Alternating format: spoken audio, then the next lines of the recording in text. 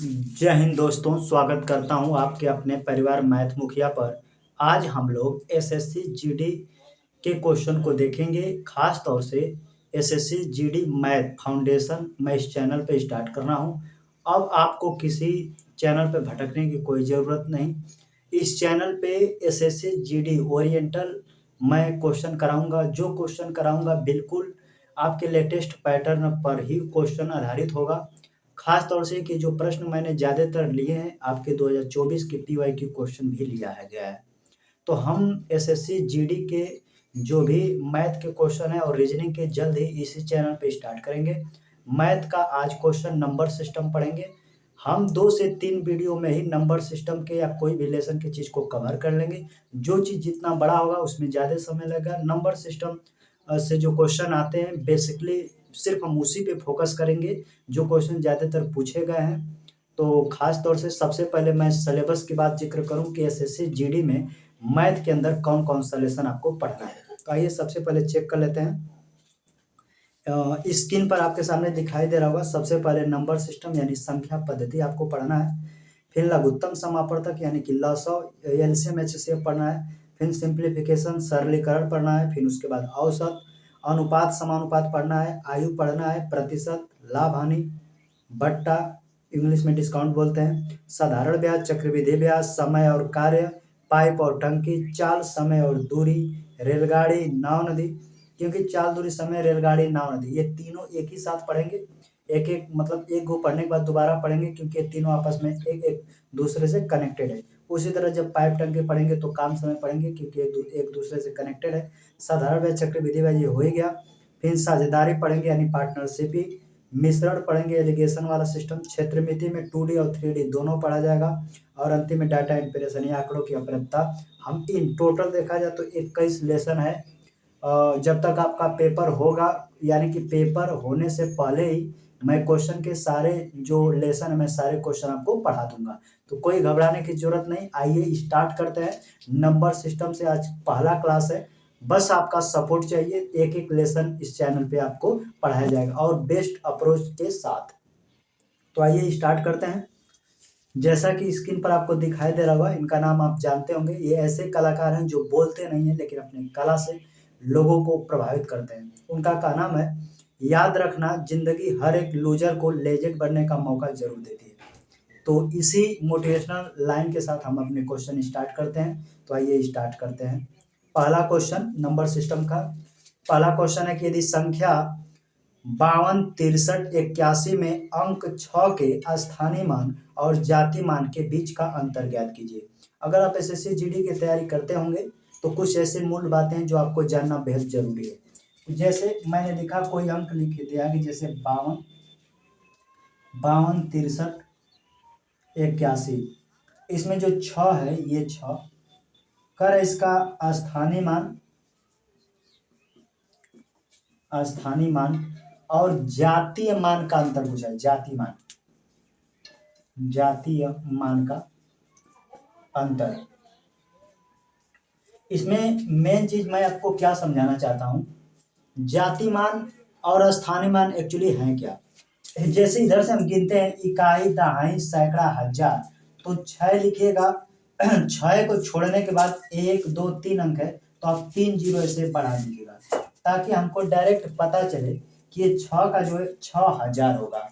इसको बोलते हैं स्थानीय मान, यानी ई अंक में 6 का 1000वां स्थान है।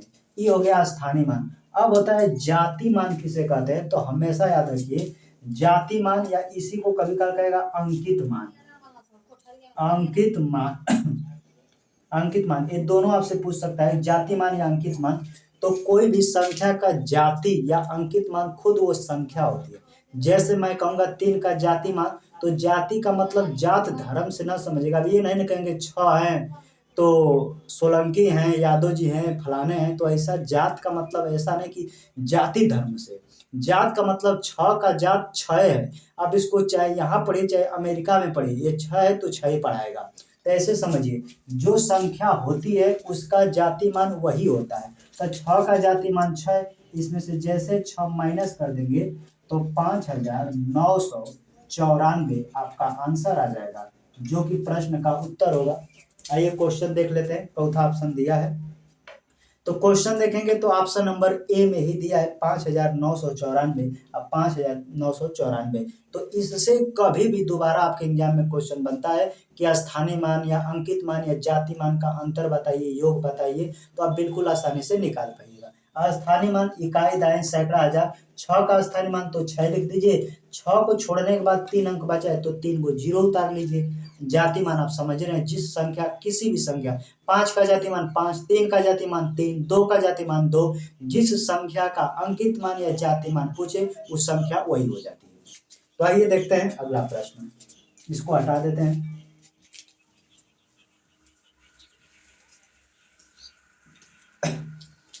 हमने नंबर सिस्टम के सिर्फ वही प्रश्न लिए हैं जो आपके एग्जाम में ज्यादा पूछे जाते हैं। तो पहला क्वेश्चन यहाँ से कभी का क्वेश्चन आपके एग्जाम में आता है। दूसरा टाइप होता है डिजिबिलिटी, यानी विभाज्यता के नियम से आप में क्वेश्चन बिल्कुल आता है। वो अभी विभाज्यता के नियम में कौन से? 11 का नियम, 9 का नियम, 33 का नियम, 72 का नियम, 3 का नियम, यही से क्वेश्चन आते हैं। तो मैंने उन्हीं प्रश्नों को लिया है। आइए स्टार्ट करते हैं। दूसरा क्वेश्चन कर रहा है, निम्नलिखित में से कौन सी संख्या 11 से विभाज्य है? कह रहा है उस 4 संख्याएं दी गई हैं, 11 से कौन विभाज्य है? तो 11 की विभाज्यता का नियम बताता हूं, क्योंकि 11 की विभाज्यता के नियम से हम चेक कर सकते हैं। अगर ऑप्शन ए ले तो ऑप्शन ए में दिया है 91, 64। ध्यान से देखिए क्या करते हैं। 11 से पूछा गया कौन सा विभाज्य है, तो मैंने पहला ऑप्शन उठाया। पहला ऑप्शन था 11, 94। इन एक स्थान छोड़कर अंकों को जोड़ना होता है। जैसे यहाँ पे जो 9, 6 कहेंगे सर 15 इक्वल, अब इधर को जुड़े 1, 4 कहेंगे 5। अगर ये दोनों पार्ट आपस में बराबर होगा तब वो संख्या 11 से कटेगा, नहीं तो इनका जब अंतर करेंगे तो या तो 11 आना चाहिए, या 22 आना चाहिए, या 33 आना चाहिए, 11 का कोई मल्टीपल आना चाहिए, तो भी वो संख्या 11 से कटती है। ये 2 नियम है। तो क्या है, संख्या 11 से कटेगा तो एक अंक कूदा कर आपको लेना है। देखिए 9 में 6 जुड़े 915, 1 में 4 जुड़े 5, ये दोनों आपस में, ये तो इसका अंतर किए तो 10 आ गया। यही अंतर करने पे 11 आता, या दोनों पार्ट आपस में बराबर होते तो संख्या 11 से कटता। ये दोनों अंतर करने पर ना 11 आ रहा है ना दोनों पार्ट बराबर, अतः कह सकते हैं पहला ऑप्शन 11 से नहीं कटेगा। और आपसे क्वेश्चन में पूछा है कि कौन सी संख्या 11 से विभाज्य है, तो पहला ऑप्शन तो ऐसे ही कट गया। दूसरा ऑप्शन चेक कर लेते हैं। दूसरा ऑप्शन जैसे चेक करेंगे तो दूसरा ऑप्शन है 65, 89। मैं आपको समझा दे रहा हूँ इसीलिए समय लगता है, फिर आपके बाद ऐसे मौखिक आप लगाइएगा। इनको जोड़िए, 8, 6 जोड़ेंगे 14 हो जाएगा इक्वल, और इधर 5, 9 जोड़ेंगे तो 14 हो जाएगा। क्या ये दोनों पार्ट आपस में बराबर हैं? कहेंगे हाँ सर। एक वो कुदा के लिए तो 8, 6, 14 और इक्वल, इधर कुदा के लिए तो 9, 5, 14, दोनों आपस में बराबर है। अतः 100% कह सकते हैं सर 11 से कटने वाला ऑप्शन बी होगा। तो बी ऑप्शन 65, 89 जो होगा इस क्वेश्चन का सही जवाब हो जाएगा। तो आइए देखते हैं अगला प्रश्न, इसको हटा देते हैं। अगला क्वेश्चन आपकी स्क्रीन पर दिखाई दे रहा होगा, निम्नलिखित में से कौन सी संख्या 9 से विभाज्य नहीं है? तो सबसे पहले कुछ चीजें बता दूं, आपको याद रखना है। 9 से विभाज्यता का जो नियम होता है 9 के विभाज्यता का नियम, विभाज्यता 9 के विभाज्यता का नियम कहता है जिनके अंकों का योग 9 से कट जाएगा वो संख्या 9 से कट जाएगा। इसी का मल्टीपल होता है 3, तो 3 का फैक्टर, तो 3 का भी यही कहता है 3 अंकों का योग, अंकों का योग। तो याद रखिए अंकों का योग इसमें भी और अंकों का योग इसमें भी, अंकों का योग दोनों में। अगर 9 की विभाज्यता का नियम आपसे पूछता है या फिर आपसे 3 की विभाज्यता का नियम पूछता है, तो दोनों में इनके अंकों का योग 9 से कट जाता है तो संख्या 9 से कट जाती है। आपसे क्वेश्चन क्या पूछा गया था कि निम्नलिखित में से निम्नलिखित में से कौन सी संख्या है जो 9 से विभाज्य नहीं है, अर्थात तो 9 से नहीं कटनी चाहिए। आइए पहला ऑप्शन चेक करते हैं। तो पहला ऑप्शन चेक करेंगे तो 6, 3, 9, 9 जब होता है तो 9 को जोड़ भी सकते हैं और 9 को छोड़ भी सकते हैं। तो पहला ऑप्शन में मैं उठाता हूँ 36, 98। तो पहला ऑप्शन में 6, 3 जोड़ा 9, 9 को छोड़ दीजिए, फिर 5, 8 बोलो तब 8, 5 जोड़ेंगे 13। क्या 13 9 से कटेगा? कहेंगे नहीं कटेगा सर। तो पहला ऑप्शन ही सही क्वेश्चन होगा, क्योंकि क्वेश्चन में पूछा 9 से नहीं कटना चाहिए। क्योंकि ध्यान से देखना, 9 से कटना चाहिए, 9 से नहीं कटना चाहिए, दोनों आपस में आसमान धरती का फर्क रखते हैं। तो 9 से नहीं कटना चाहिए, तो ऑप्शन ए सही होगा, क्योंकि ऑप्शन ए जो है 36 58 ये 9 से नहीं कटेंगे। इसको जोड़ेगा 6 9 ही तो कट जाएगा, लेकिन 8 5 ही तो 13 हो गया। क्या 13 9 के पहाड़ा में आता है? कहेंगे नहीं आता है, तो इसका ऑप्शन ए वाला नहीं कटेगा, इसीलिए ऑप्शन ए बिल्कुल करेक्ट आंसर हो जाएगा। तो आइए देखते हैं अगला प्रश्न। अगला क्वेश्चन कह रहा है, निम्नलिखित में से कौन सी संख्या 4 से विभाज्य है? 4 के विभाज्यता का नियम क्या है? कुछ क्वेश्चन है, आपको समझना है।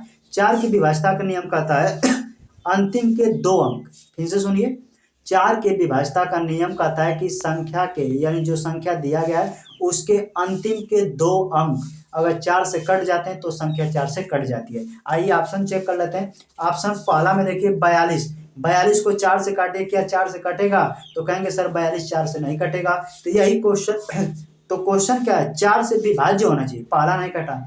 ऑप्शन बी को लिखेंगे तो क्या 70 4 से कटेगा? तो कहेंगे 4 से सर ये भी नहीं कटेगा।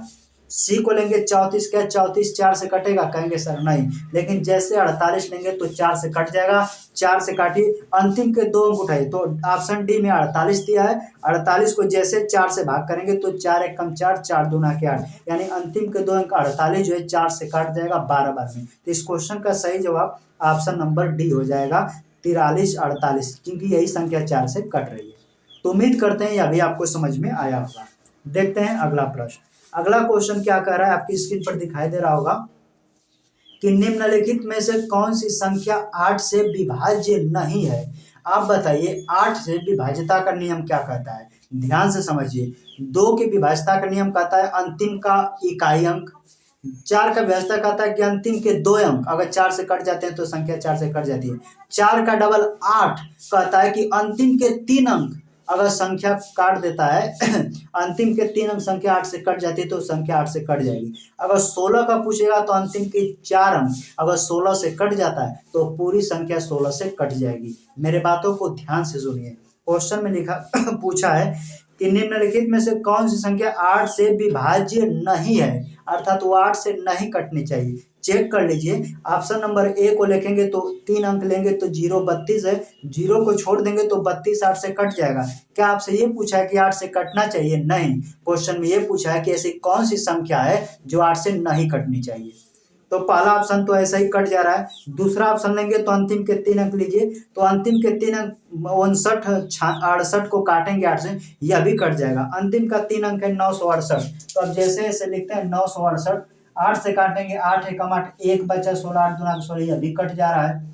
ऑप्शन नंबर जैसे हम लेते हैं ऑप्शन नंबर सी, तो सी को लेंगे तो सी भी कट जाएगा। अंतिम के 3 अंक लीजिए, ऑप्शन सी का ऑप्शन उठा रहे हैं तो अंतिम के 3 अंक 896, 8 से आई कट जाएगा, 8 एकम 8, 8 दूना 16, यह भी कट जाए। अगर सब कट जा रहे हैं तो ऑप्शन नंबर डी को हमने चेक ही नहीं किया, अतः 100% कह सकते हैं कि ऑप्शन नंबर डी ही सही आंसर होगा, क्योंकि अंतिम के ऑप्शन डी के इकाई अंतिम के 3 अंक 044 है, ये 8 से कभी नहीं कटेगा। तो ऑप्शन नंबर डी इस क्वेश्चन का सही जवाब हो जाएगा। आइए देखते हैं अगला प्रश्न। अगला क्वेश्चन क्या कर रहे हैं आपसे, निम्न में से कौन सी संख्या 24 से विभाज्य है? आपको ये बताना है कि 24 से कौन सी संख्या कटेगी। तो आइए कुछ की पॉइंट बता देता हूं, क्योंकि आपको पता है ज्यादातर बच्चे को 24 का पहाड़ा नहीं पता होता है। तो 24 को ऐसे फैक्टर कर लीजिए 3/24। क्या हम ऐसे बोल सकते हैं कि जो संख्या 3 से कटेगी और 8 से कटेगी वो संख्या 24 से कटेगी? तो आइए चेक कर लेते हैं, जो 3 से कटेगा 8 से वही संख्या 24 से कटेगी। तो 3 वाला पहले नियम देखेंगे तो ऑप्शन ए को देखते हैं, 9 4 2 6, यानी कि जैसे 3 की विभाज्यता, जैसे अंकों का योग 3 बने या 6 बने या 9 बने तो तुरंत जानिए वो संख्या 3 से कट जाएगा। तो ऑप्शन नंबर ए उठाते हैं तो 9 कट गया, 4 2 6 कट गया, यानी कि 3 से कट जा रहा है। ऑप्शन बी को उठाइएगा तो 5 4 9 8 1 9, यह भी 3 से कट जा रहा है। इसको लिखेंगे तो 8 1 9 6, यह भी कट जाएगा। 8 2 10, 15 6 21, यानी कि चारों ऑप्शन 3 से कट जाते हैं। अब आपको चेक करने की जरूरत है कि क्या तीनों ऑप्शन में से जो 8 से कटेगा वही संख्या 24 से कटेगा। 3 वाले नियम तो सभी फॉलो करते हैं। अब 8 की विभाज्यता का नियम अभी पढ़ा है, अंतिम के 3 अंक। आइए पहला ऑप्शन काटते हैं, 940 है, क्योंकि 8 के विभाज्यता का नियम अंतिम के 3 अंक है, तो ये पूरा क्वेश्चन 2940 है, तो सिर्फ मुझे 3 अंक लेना है, इसीलिए मैं 2 को नहीं लिया हूँ, सिर्फ अंतिम के 3 अंक लिया हूँ। क्या ये 8 से कटेगा? काटिए, 8 एक कम 8 एक बचा 14 हो गया, 8 एक कम 8 6 60। सर ये नहीं कटेगा, यानी क्वेश्चन में पूछा गया है कि कौन संख्या 8 24 से विभाज्य है, तो पहला वाला ऑप्शन तो नहीं कटा। दूसरा ऑप्शन ले लेते हैं। दूसरा ऑप्शन लेंगे तो 4 5 8 है, इसको काटिए, 8 से काटेंगे 8 पर से 40 5 गया 58, यह भी नहीं कटेगा। ऑप्शन सी को उठाए तो सी वाला ऑप्शन कट जाएगा। देखिए ऑप्शन सी को उठाएंगे तो अंतिम करेंगे तो 856 है, 8 से काटेंगे 8 एक कम 8, जब 2 अक्षर कटता है तो एक जीरो बना के 8 7 56, यानी 107 बार में ये ऑप्शन नंबर सी कट जा रहा है। अतः 24 के विभाज्यता का नियम के थ्रू ऑप्शन नंबर सी बिल्कुल करेक्ट आंसर हो जाएगा, क्योंकि ऑप्शन सी में ही दिया है 2856 इस क्वेश्चन का सही जवाब हो जाएगा। तो आइए देखते हैं अगला प्रश्न, इसको हटा देते हैं।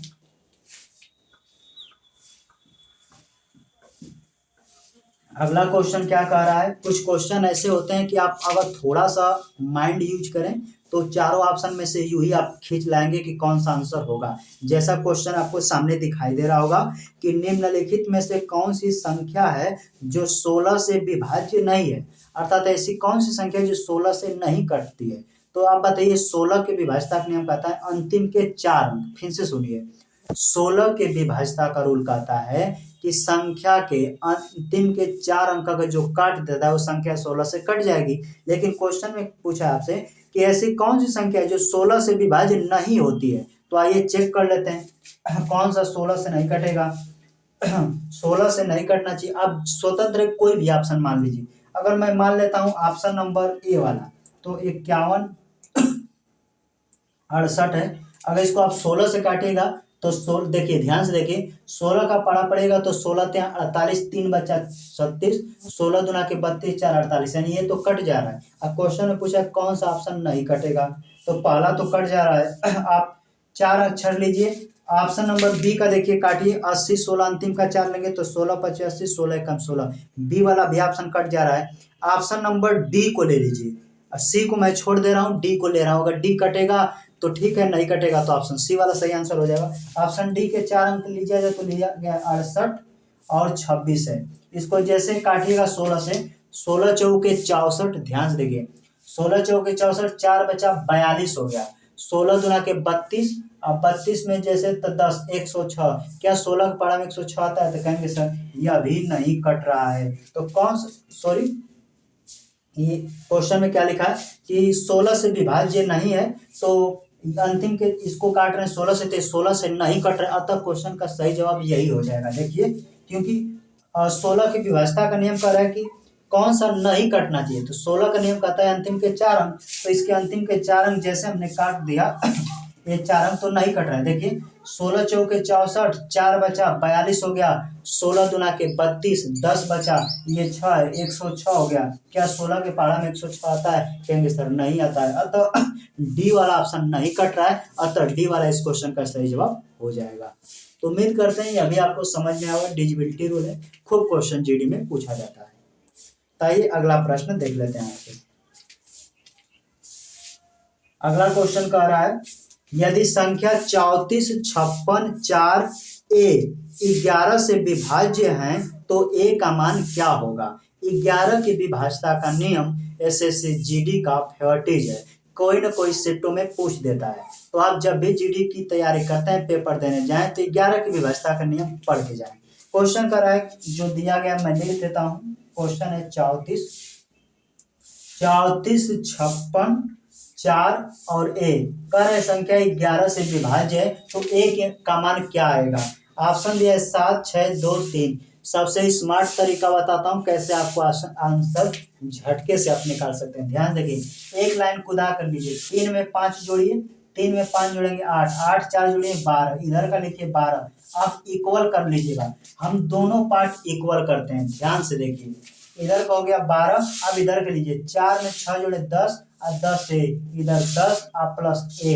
अब बताइए यहाँ हम ए के जगह पर क्या रखें कि दोनों आपस में बराबर हो जाए, अर्थात 12 हो जाए। तो कहेंगे सर ए की जगह पर 2 रख दीजिए।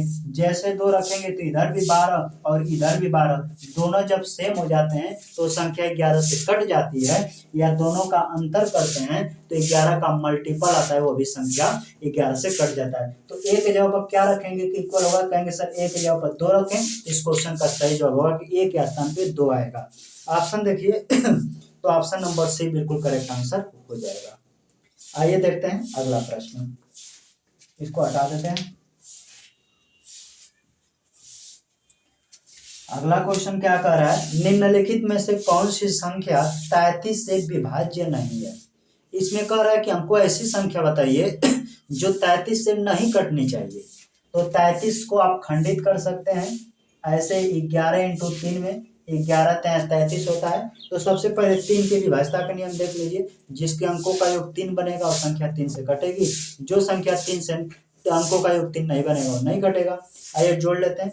पहला ऑप्शन जोड़ रहे हैं, 2 1 3 5 3 8 6 14। क्या ऑप्शन पहला कट रहा है? नहीं। अब क्वेश्चन ध्यान से देखिए, पहले में इसका आंसर निकल गया। क्वेश्चन कह रहा है कि जो कौन सी संख्या 33 से विभाज्य नहीं है, तो हमने पहला ऑप्शन चेक किया 21 56। हमको ये पता चला इसमें विभाज्य नहीं वाला चाहिए।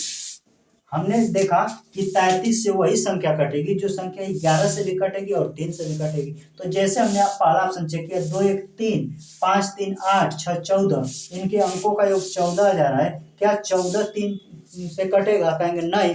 तो ये दोनों में से पहला वाला नियम ही फॉलो नहीं किया, अतः कह सकते हैं कि जो 21 56 है ये कभी भी 33 से नहीं कट सकता। आज आपसे वही क्वेश्चन पूछा गया है कि कौन सी ऐसी संख्या जो 33 से विभाजन है, तो ऑप्शन नंबर ए 21 56। उम्मीद करते हैं अभी आप समझ गए होंगे। आइए देखते हैं अगला प्रश्न। तो इस तरह के प्रश्न आपसे पूछ लिए जाते हैं। अगला क्वेश्चन क्या कर रहा है, x का ऐसा न्यूनतम मान ज्ञात कीजिए ताकि 5 अंक की संख्या 72 5 x 3 9 से विभाज्य हो जाए। न्यूनतम का मान होता है कि सबसे छोटी संख्या x के जगह पर रखना है। जैसे मैं यहाँ पे लिख दे रहा हूँ 72 5, यहाँ पे x है 3 है, ये संख्या 9 से कट जाएगी। 9 की विभाज्यता का नियम कहता है कि अंकों का योग जिसके 9 बन जाए वो कट जाता है, या 9 का कोई भी मल्टीपल आ जाए। तो देखिए 7 2 9 एक काट दीजिए, 5 3 जोड़िए 5 3 8। अब x के जगह पर क्या रखें कि संख्या जो है 9 से कट जाएगी। हम एक x के जगह पर क्या रखें, तो कहेंगे x के जगह पर न्यूनतम मान रखना है, तो ऑप्शन से उठा के रखिए। 0 रखेंगे तो क्या कटेगा, इसमें 0 x के जगह पर जैसे हम 0 जोड़ेंगे तो ये तो 8 हो जाएगा, लेकिन इसके जगह पर जैसे हम 1 जोड़ेंगे तो 1 जोड़ेंगे तो 8 1 9 हो जाएगा, ये बिल्कुल 9 से कट जाएगा। तो x का न्यूनतम मान जो होगा वो 1 होगा, और 1 रखने पे संख्या सर्टिफाइड हो जाएगा, अर्थात 9 से कट जाएगी। तो इस क्वेश्चन का सही जवाब ऑप्शन नंबर ए हो जाएगा। आइए देखते हैं अगला प्रश्न। अगला क्वेश्चन कह रहा है, ए का वह न्यूनतम मान ज्ञात कीजिए कि जिसके लिए संख्या 638 1 435 3 से पूर्णतः विभाज्य है। 3 की विभाज्यता के नियम कहता है अंकों का योग 3 से कट जाए, वो संख्या 3 से कट जाएगी। आइए डायरेक्ट क्वेश्चन आपको दिखाई दे रहा हो, डायरेक्ट जोड़िए। 6 3 से कटेगा, कहेंगे 6 को हटा दीजिए, 3 से जोड़िए, 3 भी 3 से कटेगा, इसको भी हटा दीजिए। 8 इधर लिए रहिए, 8 में 4 जोड़ेंगे 12, 12 3 से कटेगा, इसको भी छोड़ दीजिए। 5 और 3 जोड़िए 8, अंतिम के 8 में कितना जोड़िएगा कि 9 हो जाएगा, कहेंगे सर 1। तो ऑप्शन नंबर बी बिल्कुल करेक्ट आंसर हो जाएगा, क्योंकि न्यूनतम मान पूछा है। नहीं समझ में आया फिर से देख लीजिए। लिखा है 63 8 a 435। यहाँ ए के जगह पर क्या रखें कि संख्या 3 से कट जाए, तो 3 के विभाज्यता के नियम जिसके अंकों का योग 3 से कट जाए, ये 6 3 से कट जाएगा, ये 3 3 से कट जाएगा, 8 4 12, यह भी 3 से कट जाएगा क्योंकि 8 4 12, यह भी 3 से कट जाएगा, बचा 5 प्लस ए, ये भागे देने पर 3 से कट जाएगा। ए के जगह पर क्या रखें, अब क्वेश्चन में पहले ये साबित कर दिया कि ए का न्यूनतम मान लेना है, तो ऑप्शन 3 2 1 4 क्या रखेंगे, तो न्यूनतम मान सबसे छोटा रखते हैं। एक जैसे यहाँ पे एक की जगह पर रखेंगे तो अंकों का हो जाएगा 6, और 6 को 3 से काटेंगे तो 2 बार में कट जाएगा। इस क्वेश्चन का सही जवाब होगा ऑप्शन नंबर बी में 1 दिया है। तो उम्मीद करते हैं यह भी आपको समझ में आया होगा। देखते हैं अगला प्रश्न। अगला क्वेश्चन देखते हैं क्या कह रहा है आपसे। अगला क्वेश्चन कह रहा है, यदि संख्या 65 23 67 8 PQ 99 से विभाज्य है तब P और Q का मान क्या है। ये क्वेश्चन देखने में आपको बहुत ही भौकाली टाइप दिख रहा होगा, लेकिन बिल्कुल आसान भाषा में इसका आंसर आप दे सकते हैं। आइए डिटेल से समझते हैं।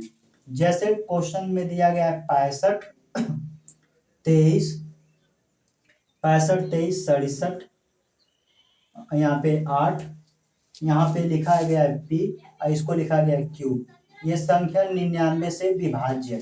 तो 99 से विभाज्य अर्थात कह सकते हैं जो संख्या 11 से कटे इंटू 9 से कटे वो संख्या कट जाएगी। एक 9 से अगर चेक किया जाए कोई से तो 9 से लगभग संख्या कट जाएंगी, क्योंकि देखिए जो ऑप्शन दिया है पी क्यू का मान, इनको आपस में ऑप्शन में जोड़ेगा तो 4 4 8, 6 2 8, 6 2 8, 3 5 8, यानी सभी के अंकों का योग 8 हो जा रहा है। पी क्यू में ऑप्शन में जोड़ते हैं तो ये तो क्लियर होगा कि 9 से सॉरी 9 की विभाज्यता से हम आंसर नहीं निकाल सकते। आंसर जब भी निकालेंगे तो 11 की विभाज्यता के नियम से निकालेंगे।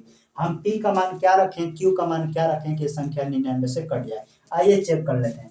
सबसे पहले एगो खुदा कर लीजिए। 6 में 2 जोड़े 8, 8 6 14, 14 में 8 जोड़ेंगे तो 14 में 8 22 हो जाएगा। अब 22 क्यू यहाँ पे लिख दीजिए 22 प्लस क्यू। अब इक्वल में करना है। अब हमने एक पार्ट को जोड़ लिया, अब दूसरे पार्ट को खुदा कर लेना है। तो देखिए 5 में 3 जोड़िए 8, 8 7 15, 15 पी, यहाँ पे लिखिए 15, यहाँ पे प्लस पी। अब बताइए यहाँ Q का मान क्या रखें या P का मान क्या रखें। या तो दोनों इक्वल हो जाएं या तो इनका अंतर करने पर 11 का कोई मल्टीपल आ जाए, बस यही हल कर देना है। अगर हम ऑप्शन नंबर नीचे से उठाते हैं, ध्यान से देखिए, हम P के जगह पर 3 रख देते हैं, Q के जगह पर 6। ऑप्शन से उठाइए, ऑप्शन नंबर डी में देखिए P का मान कर रहा है 3 रखिए और Q का मान कर रहा है 5 रखिए। अगर Q का मान 5 रखेंगे तो 22 5 ही हो जाएगा 27। आप P के जगह पर 3 रखेंगे तो 15 3 18। इनका अंतर कीजिए, देखिए कहेंगे जैसे अंतर करेंगे तो 9 आएगा। क्या 9 11 से कटेगा, कहेंगे नहीं कटेगा, अतः डी वाला ऑप्शन नहीं हो सकता। अब हम ऑप्शन देखिए ध्यान हम ऑप्शन नंबर आप सी को उठाते हैं। ऑप्शन नंबर सी को उठाएंगे तो P का मान कर है 2 रख दीजिए और Q का मान 6 रख दीजिए। क्या ये रखने पे सर्टिफाइड हो जाएगा? तो ध्यान से देखिए, जैसे Q के जगह पर 6 रखेंगे तो जोड़ेंगे तो 22 6 हो जाएगा 28। इक्वल में P का मान 2 रखना है तो यहाँ 2 रखेंगे तो 15 2 17। 28 में से जैसे 17 घटाएंगे 11 आ जाएगा और 11 11 को काट देगा। अतः इस क्वेश्चन का सही जवाब ऑप्शन नंबर सी हो जाएगा। तो उम्मीद करते हैं ये आपको समझ में आया होगा थ्योरी, क्योंकि इस बेस से क्वेश्चन बहुत ज्यादा एग्जाम में पूछे जाते हैं। तो इस क्वेश्चन का सही जवाब ऑप्शन नंबर सी हो जाएगा। आइए देखते हैं अगला प्रश्न, इसको हटा देते हैं। तो ये सब विभाज्यता के क्वेश्चन है, यहाँ से क्वेश्चन ज्यादातर आपके एग्जाम में बनते हैं। क्वेश्चन कर रहा है ऐसी कितनी 2 अंकों की संख्या है जो 8 से विभाज्य हैं। ऐसे 2 अंकों की संख्या बताइए कितनी है जो 8 से विभाज्य है। तो आपको पता है 1 से लेकर 100 तक, तो जैसे 9 को छोड़ दीजिएगा तो 10 से काउंट करेंगे तो 2 अंकों की संख्या होगी 10 से, अर्थात 99 तक जाएंगे। तो आप 99 में क्या कीजिएगा 8 से भाग कर दीजिएगा। पूर्णांक वाली संख्या लेना होता है, दशमलव के बाद संख्या नहीं लेना होता है। 8 से भाग करेंगे तो 8 1 कम 8, 1 बचा 19 हो गया, 8 दूना के 16, 12 को संख्या, यानी 1 से लेके 100 तक के संख्या में 2 अंकों की संख्या वाली नहीं, सिर्फ 8 से कटने वाली संख्या 12 को है। लेकिन ये क्वेश्चन कर रहा है कि हमको ऐसी संख्या चाहिए दो अंकों की संख्या हो। तो इसमें पहली 1 से लेके 10 तक काउंट करेंगे तो 8 एक बार आ गया था, वो तो 1 अंक की संख्या है, तो इसमें एक बार 1 माइनस कर देंगे तो बचेगा 11। अतः कह सकते हैं 2 अंकों की संख्या 8 से कटने वाली 11 को है। तो ऑप्शन देखिएगा तो ऑप्शन सी बिल्कुल करेक्ट आंसर हो जाएगा। तो इस तरह के भी प्रश्न आपके एग्जाम में पूछ लिए जाते हैं। आइए, तो ये सब जितने क्वेश्चन पढ़ाए डिविजिबिलिटी रूल था। अब थोड़ा हम इकाई अंक के क्वेश्चन पे फोकस करते हैं, इसको हटा देते हैं। आपको 2 से 3 वीडियो में सारे नंबर सिस्टम के पार्ट खत्म करा दिए जाएंगे। क्वेश्चन कह रहा है 216 के पावर 216 का इकाई अंक क्या होगा। घातांकी के रूप में भी पूछ लिया जाता है। 216 के पावर 216 ध्यान से देखिए, अगर इकाई अंक 6 रहे या 5 रहे उसका घात चाहे कितना भी बड़ा हो, उसको आपस में जब मल्टीपल करेंगे तो इसका इकाई अंक सदैव 6 ही आता है। जैसे उदाहरण के तौर पर कुछ भी, जैसे हम 36 गुणे 36 लेते हैं तो इकाई अंक 6 है, इसका भी 6 गुणा करेंगे तो 6 6 का 36, देखिए इकाई अंक 6 आ जाएगा। तो जिस भी संख्या का इकाई अंक 6 रहे, घात चाहे कितना भी बड़ा हो, उसका इकाई अंक सदैव 6 ही आता है। तो इस क्वेश्चन का सही जवाब ऑप्शन नंबर सी हो जाएगा। तो इस तरह के भी प्रश्न आपके एग्जाम में पूछ लिए जाते हैं। बाकी इकाई अंक आसान होता है, आप बना सकते हैं। अब क्वेश्चन कह रहा है 3600 के कितने गुणनखंड हैं। गुणनखंड बेस से भी आपके एग्जाम में क्वेश्चन बनते हैं, अर्थात ऐसे समझिए कि 3600 को ऐसी कितनी संख्याएं जो काटती हैं, इसका सिंपल भाषा में ये होगा। लेकिन उसी काटते हैं उसी को मल्टीपल या गुणनखंड बोलता है। तो क्वेश्चन कर रहा है 3600 के कितने गुणनखंड है, आइए बताते हैं कैसे मल्टीपल करते हैं। ध्यान से देखिए, वैसे तो लोग एलसीएम मेथड बताते हैं, लेकिन मैं एलसीएम मेथड नहीं बताऊंगा, स्मार्ट तरीका बताऊंगा कैसे तोड़ना है। इसका ध्यान देखिए, इसमें 2 से भाग कर देंगे।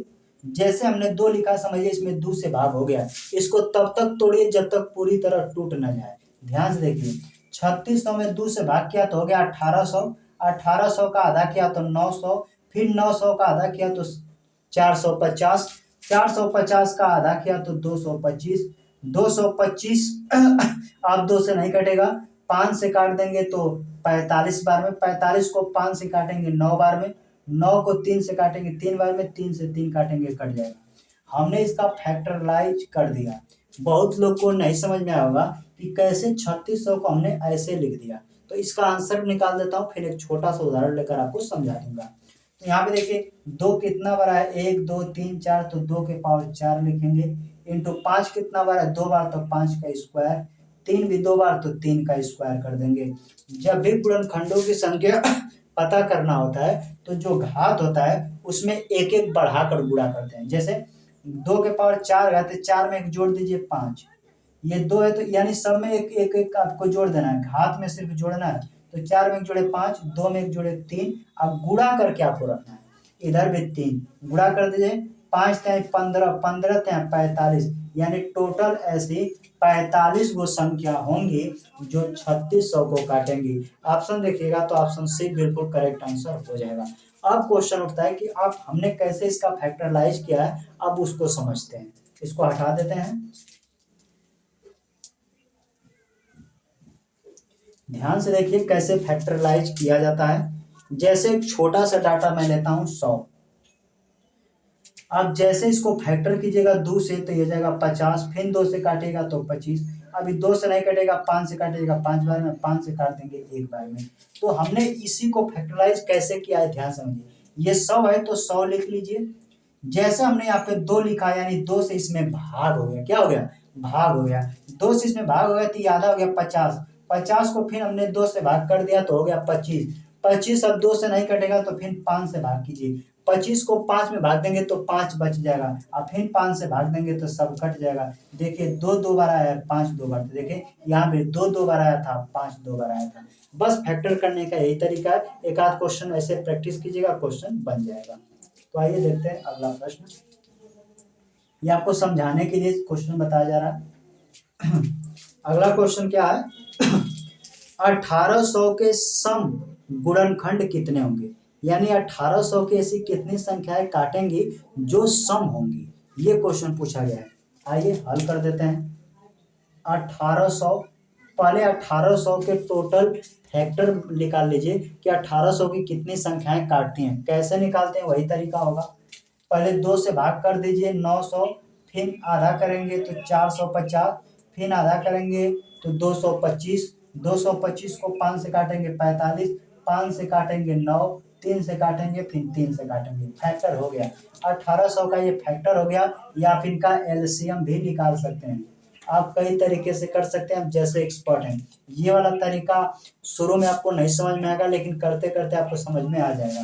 ध्यान से देखेंगे तो 2 कितना 3 बार लिखा गया है, तो 2 के पावर 3, 5 2 बार है तो 5 का स्क्वायर, 3 2 बार है तो 3 का स्क्वायर, आपसे पूछा गया ऐसी कितनी सम संख्या हैं जो 1800 को काटती हैं। तो ध्यान से देखिए, यहाँ सम बेस आपको देखना है। ऊपर को पावर बोलते हैं, नीचे को बेस बोलते हैं। तो पावर देखिए, नीचे बेस देखिए कौन सा सम संख्या कहेंगे सर, 2, और 2 के घाते 3 है तो 3 जस का 10 लिखिए।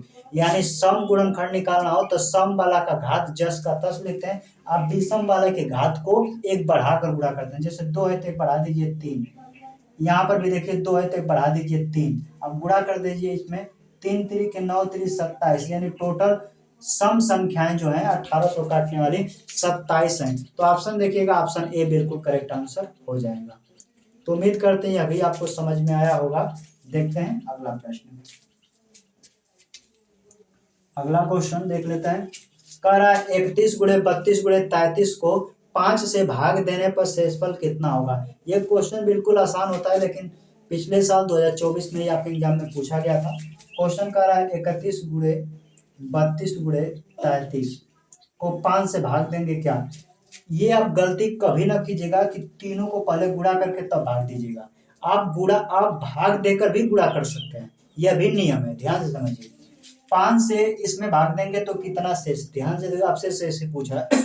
तो 5 से 31 में भाग देंगे तो 5 6 30, एक शेष, इसमें एक शेष। उसी तरह इसमें कितना, 5 6 30, दो शेष, इसमें कितना शेष, तीन शेष। अब इसको आपस में गुणा कर दीजिए, 3 दूना के 6, एक कम 6। आप बताइए कभी भी क्या शेष जिससे भाग देना उससे बड़ा आता है, कहेंगे नहीं सर उससे बड़ा नहीं आता है। क्या हमको 4 से कोई संख्या हम भाग देंगे तो 5 शेष आएगा, नहीं, शेष हमेशा जिससे भाग देते हैं उससे छोटा आता है। तो देखिए इसको आपस में गुणा किए, भाग देने बाद तो 6 आ गया। अगर 5 से जिससे भाग देना उससे ज्यादा आ जाए तो फिर एक बार भाग दीजिए, तो 5 से 6 में भाग देंगे, शेषफल बचेगा 1। यही आपका रिमाइंडर है, यानी शेषफल है। इस क्वेश्चन का जवाब होगा रिमाइंडर अर्थात शेषफल 1। ऑप्शन नंबर देखिएगा तो ऑप्शन ए बिल्कुल करेक्ट आंसर हो जाएगा।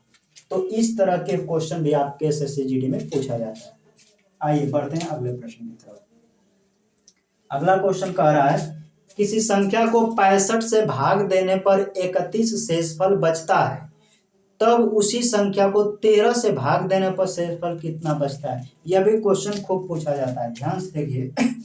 65 से भाग देने पर 31 शेष बच रहा है, अब उसी संख्या को 13 से भाग देंगे तो शेषफल क्या होगा। इसको लगाने का फॉर्मेट देखिए। सबसे पहले देखिएगा जो जिससे अंतिम संख्या से भाग देना, उससे पहली संख्या कट रही कि नहीं, तो कट रहा है, कटेगा। 13 पचे 65, अगर नहीं काटता तो शेषफल निकालना संभव नहीं है। तो इस तरह के प्रश्न में बड़ी वाली संख्या को काट देते हैं। ध्यान से देखिए, क्वेश्चन स्क्रीन पर दिखाई दे रहा होगा। किसी संख्या को 65 से भाग करने पर 31 शेषफल बचता है, उसी संख्या को 13 से भाग देना पर शेषफल क्या होगा। बड़ी वाली संख्या काट दीजिए, इसको इसमें भाग लगा दीजिए, 13 दूना के 26, 5 रिमाइंडर बच जाएगा। यही आपके प्रश्न का उत्तर हो जाएगा। तो जब भी शेषफल आपसे पूछे इस तरह के प्रश्न में, तो बड़ा वाला काट दीजिए, अंतिम वाले संख्या से बीच वाली संख्या में भाग दे दीजिए, यही आपका शेषफल हो जाएगा। इस क्वेश्चन का सही जवाब ऑप्शन नंबर सी हो जाएगा। आइए देखते हैं अगला प्रश्न, इसको हटा देते हैं। क्वेश्चन कह रहा है संख्या यम है कोई, उसको 7 से विभाजित करने पर शेषफल 6 बचता है। याद रखिएगा, यम कोई संख्या है, इसको जब 7 से भाग दे रहा है तो शेषफल 6 बच रहा है। अब कह रहे उसी यम के वर्ग को, यानी यम के वर्ग को जब 7 से भाग कर रहा है तो शेषफल क्या आएगा। ध्यान से समझिए, अगर संख्या वही हो और संख्या का कोई मल्टीपल हो, अब भाग देने वाली संख्या में कोई चेंज न किया जाए, तो जैसे पहले जो संख्या था उसका शेषफल 6 आता है, अगर संख्या का वर्ग किया है तो शेषफल का भी वर्ग हो जाता है। तो शेषफल का वर्ग बोलिए, पहले ध्यान से इस कंसेप्ट को समझिए, इससे क्वेश्चन बहुत आता है। पहले यम कोई संख्या था, 7 से भाग करता था तो शेषफल 6 आता है। अब जिससे भाग देना उसी से भाग दे रहा है, संख्या चेंज नहीं कर रहा है, लेकिन संख्या को कर रहा है वर्ग कर देंगे। अगर संख्या का वर्ग करके भाग करेगा तो शेषफल जो बचता है उसका भी वर्ग हो जाएगा, तो 6 का वर्ग 36। आप बताइए किसी संख्या में 7 से भाग करेंगे तो क्या 36 शेषफल बचेगा। भाग देने से शेषफल छोटा हमेशा आता है, तो 36 में फिर 7 से भाग करेंगे तो 7 पचे 35, एक शेष बचेगा, तो इस रिमाइंडर जो हो जाएगा 1, जो कि आपके प्रश्न का उत्तर होगा। ऑप्शन देखिएगा तो ऑप्शन बी बिल्कुल करेक्ट आंसर हो जाएगा। ये छोटा सा कंसेप्ट है, इससे भी क्वेश्चन पूछ लिए जाते हैं। आइए बढ़ते हैं अगले क्वेश्चन की तरफ। अगला क्वेश्चन क्या कह रहा है, एक संख्या y को 225 से विभाजित करने पर शेषफल 33 बचता है। वही संख्या जब 15 से विभाजित किया जाता है तो शेषफल z बचता है, तो z का मान बताइए। इससे पहले वाला क्वेश्चन की तरह है, संख्या 225 है, भाग देता है तो शेषफल 33 बचता है। कह रहे उसी में 15 से भाग देंगे तो क्या शेषफल पूछा है, बड़ा वाला को काट दीजिए, 15 से इसमें भाग करेंगे, 15 दूना के 30, 3 शेषफल बचेगा, रिमाइंडर हो जाएगा 3, क्योंकि इसमें भाग लेंगे 3 शेष बच जाएगा। इस क्वेश्चन का सही जवाब ऑप्शन नंबर बी हो जाएगा, क्योंकि ऑप्शन नंबर बी में शेषफल 3 दिया है। तो आइए देखते हैं अगला प्रश्न, इसको हटा देते हैं। अगला क्वेश्चन क्या कर रहा है, ध्यान समझिए। किसी संख्या को 42 से भाग देने पर हमें भागफल के रूप में 120 और शेषफल के रूप में 0 प्राप्त होता है, तो उसी संख्या को 41 से भाग देने पर शेषफल क्या होगा। ये क्वेश्चन बिल्कुल आसान होते हैं, लेकिन एसएससी जीडी ऐसा ही प्रश्न आपसे पूछती है। ध्यान से, कोई संख्या है, संख्या हमको नहीं मालूम, ध्यान समझिए, कोई संख्या है, हमको संख्या नहीं मालूम, लेकिन संख्या में जब हम 42 से भाग कर दिए तो हमें भागफल के रूप में 120 मिल गया, 120 मिल गया, शेषफल 0 है, अर्थात तो संख्या 120 बार में पूरी कट जा रही है 42 से। तो इस संख्या का मान निकालना है तो तिरछा गुणा कर दीजिए। ध्यान से देखिए, ये संख्या निकालना है तो तिरछा गुणा करेंगे तो संख्या हमको पता चल जाएगा वो संख्या क्या है। तो यहाँ पे लिख सकते हैं 42 गुणे 120, यानी ये संख्या हो गई। अब इसी संख्या को कह रहा है हम 41 से भाग देने पर शेषफल क्या आएगा, बस इसी में 41 से भाग कर दीजिए। आप इसी वाला भाग वाला नियम पढ़े हैं, 41 से इसमें भाग देंगे तो शेषफल 1 बचेगा, इसमें 41 से भाग देंगे तो 41 दूना 82 बचेगा 38, और 38 का 1 में गुणा कर देंगे 38। क्या 38 41 से छोटा है, तो हाँ, इसी का यही रिमाइंडर हो जाएगा, अर्थात शेषफल हो जाएगा 38। तो इस प्रश्न का सही जवाब ऑप्शन नंबर सी हो जाएगा। तो ये संख्या बेस्ड क्वेश्चन है, इससे भी क्वेश्चन आपके जीडी में पूछे जाते हैं। आइए देखते हैं अगला प्रश्न, इसको हटा देते हैं। अगला क्वेश्चन कह रहा है 36 के पावर 29 को 10 से भाग देने पर शेषफल कितना होगा। घातांकी वाला क्वेश्चन भी खूब पूछा जाता है। कह रहा है 36 के पावर 29 है, इसको हम 10 से भाग देंगे तो क्वेश्चन क्या आएगा। ध्यान समझिए, ये जो घात है या तो सम हो सकता है या तो विषम हो सकता है, दो ही बेस क्वेश्चन पूछा जाता है। अब जब भी घात विषम हो, ध्यान से समझिए, जब भी घात विषम होता है तो आप चाहे तो घात के पावर 1 रख सकते हैं, 3 रख सकते हैं, 5 कुछ भी रख के तोड़ सकते हैं। अगर 1 रखने पर भाग चला जाएगा तो 1 रखिएगा। घात 29 सम है कि विषम, कहेंगे सर विषम है, तो 36 के पावर विषम है तो 1 रखिए। विषम रहेगा तो 1 3 5 पर तोड़ना है, सम है तो 2 4 6 पर तोड़ना है, ये नियम होता है। तो 36 के पावर 29 विषम है तो हम लिख सकते हैं सर 36 के पावर 1, और 36 के पावर 1 का मतलब 36 होता है। जैसे इसमें 10 से भाग करेंगे तो 10 3 30, कितना रिमाइंडर, कहेंगे सर रिमाइंडर आएगा 6, जो कि प्रश्न का उत्तर होगा। ऑप्शन देखिएगा तो ऑप्शन सी बिल्कुल करेक्ट आंसर हो जाएगा। इसी तरह अगला प्रश्न देख लीजिए, आपकी स्क्रीन पर दिखाई दे रहा होगा। क्वेश्चन कर रहा है 35 के पावर 29 को 10 से भाग देने पर शेषफल कितना। 35 के पावर 29 है तो 35 के घात विषम है तो कितना मानना है, 1 मानना है। विषम घात के लिए 1 मानना है, तो 35 के पावर 1 का मतलब 35। अब 35 को 10 से भाग करेंगे तो 5 शेषफल बचेगा, जो कि ऑप्शन नंबर सी में है। इसको हटा देते हैं। तो इसका भी आंसर आप बिल्कुल आसानी से दे सकते हैं। 35 के पावर 29 है तो इसको लिख सकते हैं 35 के पावर 1 घात, जैसे इसमें 10 से भाग करेंगे 5 रिमाइंडर आ जाएगा, जो कि प्रश्न का उत्तर होगा ऑप्शन नंबर सी। तो उम्मीद करते हैं अभी आपको समझ में आएगा। देखते हैं अगला प्रश्न, इसको हटा देते हैं।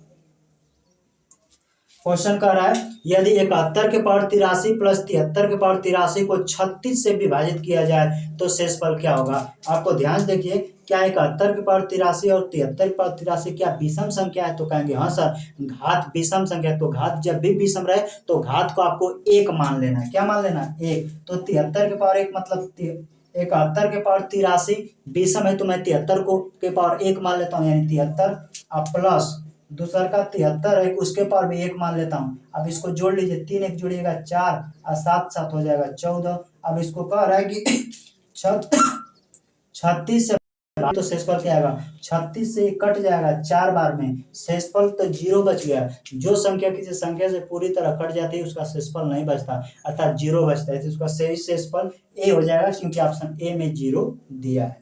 तो इस तरह के प्रश्न आपके एग्जाम में बनते हैं। आइए देखते हैं अगला प्रश्न।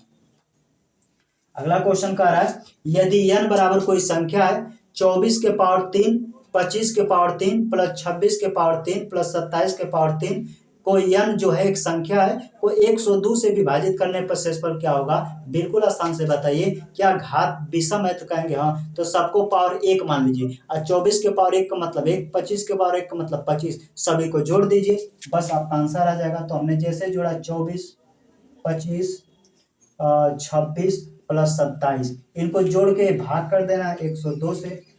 तो जैसे इसमें सभी को जोड़िएगा तो आएगा 102, और 102 से 102 कट जाएगा, रिमाइंडर बचेगा 0। इस क्वेश्चन का सही जवाब होगा ऑप्शन नंबर डी, क्योंकि सभी को जोड़ेंगे तो 102, और 102 से 102 कट जाएगा, शेषफल नहीं बचेगा। इस क्वेश्चन का सही जवाब ऑप्शन नंबर डी हो जाएगा। आइए देखते हैं अगला प्रश्न, इसको हटा देते हैं। अगला क्वेश्चन कह रहा है, 30 और 50 के बीच की सभी अभाज्य संख्याओं का योग कितना होगा? अभाज्य संख्या पूछा है।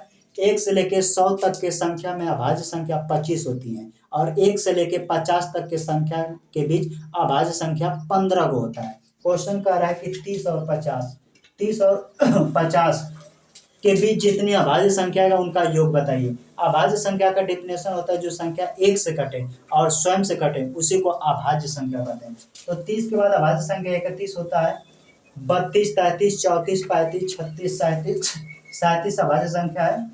फिर इधर 41 है, 43 है, 47 है। बाकी 30 और 50 के बीच यही अभाज्य संख्या है। इनके अंकों का योग पूछा है, तो इकाई अंक से पकड़िए, जोड़िए। 7, 3, 10, 1, 11, 11, 7, 19 को 9, यानी इकाई अंक 9 आना चाहिए। और ऑप्शन नंबर सी में ही 199 दिया है, और 199 के इकाई अंक 9 है, अतः कह सकते हैं 50 और 30 के बीच सभी अभाज्य संख्याओं का योग 199 होगा। इस क्वेश्चन का सही जवाब 199, ऑप्शन नंबर सी हो जाएगा। कभी कभी क्वेश्चन पूछ देता है कि 1 से लेकर 100 तक के बीच अभाज्य संख्या बताइए, तो 25, 1 से लेकर 50 तक के बीच अभाज्य संख्या बताइए, तो उनकी संख्या 15 होती है। तो उम्मीद करते हैं अभी आप समझ में आया होगा। देखते हैं अगला प्रश्न। आज का आखिरी प्रश्न देख लेते हैं। कह दिए गए युग्मों में से कौन सा युग्म सअभाज्य युग्म बनाता है? सअभाज्य युग्म का मतलब होता है जिसका HCF 1 निकलता हो। पहला ऑप्शन लीजिए 36, 15। क्या 36, 15 का HCF 1 आएगा? कहेंगे नहीं। 36, 15 के हम जब HCF निकालेंगे तो 3 आएगा, क्योंकि 3 से 15 भी कटता है और 36 भी कटता है। ऑप्शन नंबर बी को देखिएगा तो 9, 63 का क्या HCF 1 आएगा? कहेंगे नहीं। HCF का यह भी परिभाषा है कि दोनों संख्याएं में से कोई संख्या एक अभाज्य संख्या होनी चाहिए। अभाज्य संख्या का परिभाषा जो 1 से कटे और स्वयं से कटे। तो ऑप्शन नंबर देखिए सिर्फ डी में ही 11 एक अभाज्य संख्या है। इस क्वेश्चन का सही जवाब 11 और 21 हो जाएगा। तो उम्मीद करते हैं ये GD का सेशन आपको पसंद आया होगा। अगर आप वीडियो पर नए हैं तो चैनल को सब्सक्राइब कर लीजिए। मिलते हैं नेक्स्ट वीडियो में। वीडियो देखने के लिए धन्यवाद।